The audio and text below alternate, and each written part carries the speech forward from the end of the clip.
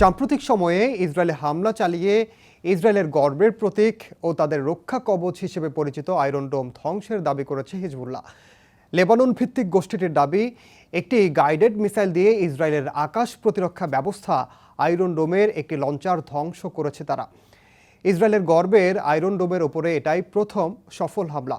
সবচেয়ে অবাক করা বিষয়, ইসরায়েলি প্রযুক্তি দিয়ে ইসরায়েলের উপরেই হামলা চালাচ্ছে হিজবুল্লাহ, যা সামলাতে হিমশিম খাচ্ছে তেল আবিব।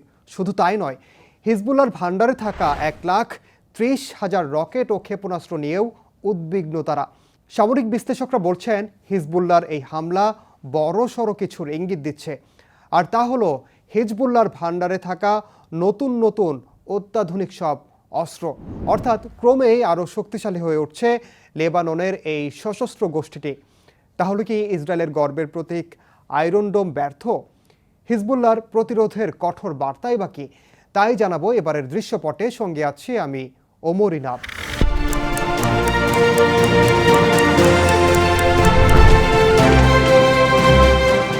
প্রতিরোধের কঠোর বার্তা।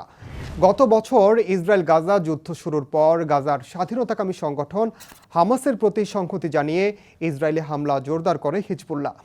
সামরিক বিশেষজ্ঞদের মতে, ইসরায়েল লেবানন সীমান্তে যুদ্ধ শুরু হওয়ার পর থেকে ইসরায়েলের আয়রন ডোমে হিজবুল্লাহর সাম্প্রতিক মিসাইল হামলা প্রতিরোধের স্পষ্ট ও কঠোর বার্তা বহন করে।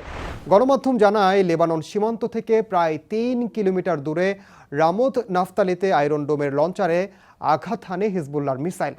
সেই সঙ্গে একটি ভিডিওতে ইসরায়েলের প্রতিরক্ষা ব্যবস্থায় হিজবুল্লাহর গাইডেড মিসাইল উড়তে দেখা গেছে। তবে আয়রন ডোম লঞ্চারটি ক্ষতিগ্রস্ত বা ধ্বংস হয়েছে কিনা তা নিশ্চিত করেনি ইসরায়েলি কর্তৃপক্ষ। তবে ভিডিও ফুটেজ বিশ্লেষণ করে বিশেষজ্ঞরা বলছেন, আয়রন ডোমে আঘাত হানার ঘটনা সত্য বলেই মনে হচ্ছে তাদের। সামরিক বিশ্লেষক মুস্তাফা আসাদ গণমাধ্যম মিডল ইস্ট আইকে বলেন, হিজবুল্লাহ ধীরে ধীরে তাদের দখলে থাকা অস্ত্রের একটি ছোট নমুনা প্রকাশ করেছে মাত্র। সেই সঙ্গে ইসরায়েলকে এই বার্তাই তারা দিয়েছে যে প্রয়োজন হলে তারা শেষ খেলাটি খেলতে ইচ্ছুক। ইসরায়েলি অস্ত্র দিয়ে ইসরায়েলেই হামলা। চলমান যুদ্ধে হিজবুল্লাহ এখন পর্যন্ত 3 ধরনের নতুন ক্ষেপণাস্ত্র মোতায়েন করেছে। নির্ভুলভাবে লক্ষ্যবস্তুতে আঘাত হানতে সক্ষম মিসাইলটি আলমাস বা ডায়মন্ড নামে পরিচিত। 2006 সালে ইসরায়েল লেবানন যুদ্ধের সময় স্পাইক মিসাইলটি লেবাননে নিক্ষেপ করার পর তা হিজবুল্লাহর হাতে গিয়ে পড়ে। সেই স্পাইক মিসাইলকে গবেষণার পর রিভার্স ইঞ্জিনিয়ার করে তা আলমাস ক্ষেপণাস্ত্র রূপান্তরিত করে ইরান। অর্থাৎ ইসরায়েলি প্রযুক্তির ক্ষেপণাস্ত্র দিয়ে ইসরায়েলের ওপরেই প্রতিশোধ নিচ্ছে হিজবুল্লাহ। আলমাস ক্ষেপণাস্ত্র স্বয়ংক্রিয়ভাবে লক্ষ্যবস্তুতে হামলা চালাতে সক্ষম। আবার দূর থেকে রিমোট দিয়েও এটিকে নিয়ন্ত্রণ করা যায় বলে জানান সামরিক বিশ্লেষক মোস্তফা আসাদ। আবার ইসরায়েলি গবেষণা কেন্দ্র আলমার মতে এই অস্ত্র সীমান্ত এলাকায় বেশিরভাগ স্থির এবং ভ্রাম্যমাণ লক্ষ্যবস্তুর জন্য গুরুতর চ্যালেঞ্জ হয়ে দাঁড়িয়েছে। মোস্তফা আসাদের ধারণা, আলমাস 3 দিয়ে আয়রন ডোম ইউনিটকে লক্ষ্যবস্তু করা হয়েছে। আলমাস 1 এবং আলমাস 2 সংস্করণের চেয়ে আলমাস 3 এর আঘাত হানার রেঞ্জ অনেক বেশি। সেই সঙ্গে এটাতে বড়সড় ধ্বংসাত্মক ওয়ারহেড রয়েছে। তার মতে আলমাস 3 নিঃসন্দেহে একটি গুরুতর অস্ত্র যা ইসরায়েল মোকাবিলা করতে প্রস্তুত নয়। এটি একটি ফাইবার অপটিক রিলে তারের সঙ্গে সংযুক্ত ইলেকট্রো অপটিক্যাল গাইডেন্স সিস্টেমে পরিচালিত হয়, যেটিকে প্রতিরোধ করা প্রায় অসম্ভব। আয়রন ডোম কি ব্যর্থ? 2006 সালে লেবাননের সঙ্গে যুদ্ধ শুরুর পর হিজবুল্লাহর ছোড়া রকেট প্রতিহত করতে আকাশ প্রতিরক্ষা ব্যবস্থা আয়রন ডোম নির্মাণে মনোযোগ দেয় ইসরায়েল। যদিও 2011 সাল থেকে হামাস এবং হিজবুল্লাহর ছোড়া রকেট ঠেকাতে ব্যাপক আকারে আয়রন ডোম ব্যবহার করছে ইসরায়েলি বাহিনী। তামির মিসাইল এবং রাডার প্রযুক্তি ব্যবহার করে স্বল্প পাল্লার রকেটগুলো গুলি করে ভূপাতিত করে আয়রন ডোম। এই সিস্টেমটি ইসরায়েলের প্রতিরক্ষা অস্ত্রাগারের একটি অবিচ্ছেদ্য অংশ হয়ে উঠেছে। তবে সস্তা রকেট ঠেকাতে ব্যয়বহুল আয়রন ডোমের ব্যবহার নিয়ে অনেক প্রশ্ন রয়েছে। কেননা প্রতিটি আয়রন ডোম ব্যাটারির 3 থেকে 4টি লঞ্চার নিয়ে গঠিত, আর এতে খরচ হয় $10 কোটি। ইসরায়েলের দাবি, আয়রন ডোম শত্রুপক্ষের পাঠানো 90% রকেট ও মিসাইল বাধা দিতে পারে। যদিও বিশ্লেষকরা বলছেন এই হার 80%-এর কাছাকাছি।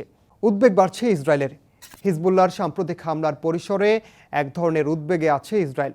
কেননা আলমাস ক্ষেপণাস্ত্রের পাশাপাশি ড্রোন থেকে মিসাইল নিক্ষেপ এবং বিস্ফোরকবাহী ড্রোন হামলার মধ্য দিয়ে এটা পরিষ্কার, হিজবুল্লাহ আরও উন্নত অস্ত্রের মজুদ বাড়াচ্ছে। বিশ্লেষকরা বলছেন, ইসরায়েলের উন্নত প্রতিরক্ষা প্রযুক্তি বিস্তৃত রাডার নেটওয়ার্কের মাধ্যমে ইরানের দূরপাল্লার ক্ষেপণাস্ত্রকে মোকাবিলা করার জন্য ডিজাইন করা হয়েছে। অন্যদিকে হিজবুল্লাহর ছোড়া স্বল্প পাল্লার রকেট ও ক্ষেপণাস্ত্র যথেষ্ট দ্রুত শনাক্ত করা বা কার্যকরভাবে মোকাবিলা করা অনেক বেশি কঠিন। আর এই সুযোগটি কাজে লাগাচ্ছে হিজবুল্লাহ।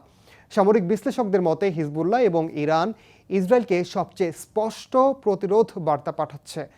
ইসরায়েলি সরকারকে এমন একটি চাপ ও হুমকির মধ্যে রাখছে। হিজবুল্লাহ সম্প্রতি তাদের অস্ত্রাগারে থাকা বিভিন্ন ধরনের অস্ত্রের নমুনা প্রকাশ করেছে। ধারণা করা হয় হিজবুল্লাহর ভান্ডারে 1,30,000 রকেট এবং ক্ষেপণাস্ত্র রয়েছে। সাম্প্রতিক সময়ে ইসরায়েলের বড় একটি নজরদারি drone Hermes 900 surface two air missile দিয়ে উড়িয়ে দিয়েছে হিজবুল্লাহ। সেই সঙ্গে প্রথমবারের মতো ইসরায়েলের গ্যালিলিতে সামরিক সদর দফতরে বিস্ফোরক ড্রোনের স্কোয়াড্রন মোতায়েন করে লেবাননের এই গোষ্ঠীটি। হিজবুল্লাহর দাবি, সীমান্ত থেকে 3 কিলোমিটার দূরে হুরফিস শহরে একটি সামরিক ঘাঁটিতে কামিকাজি ড্রোন হামলা চালিয়েছে তারা, যেখানে বেশ কয়েকজন সেনা হতাহত হয়েছে বলেও দাবি করা হয়। এর আগে আবার মে মাসের শেষের দিকে নতুন ধরনের অস্ত্র ব্যবহার করে হিজবুল্লাহ।